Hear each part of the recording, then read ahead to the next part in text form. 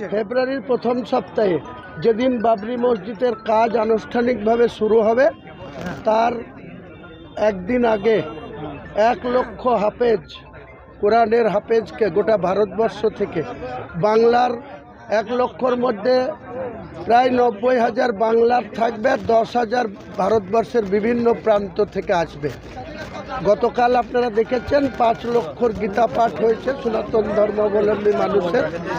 পশ্চিমবাংলার বাইরেও ভারতবর্ষের বিভিন্ন সাধু সন্ন্যাসীদের এই সরকার মদত দিয়ে, কার্তিক মহারাজ বলেছে যে পূর্ণভাবে এই সরকার এই 5 লক্ষ গীতা পাঠের সহযোগিতা করেছে। আমার কথা না, কার্তিক মহারাজ বলেছে যে বাংলার মুখ্যমন্ত্রী তার প্রশাসন ব্রিগেডে 5 লক্ষ গীতা পাঠে সহযোগিতা করছে। তাকে ইনভাইট করেছিল, সে যায়নি, কিন্তু তার প্রশাসনকে গীতা পাঠে ব্রিগেডে সাহায্য করেছে।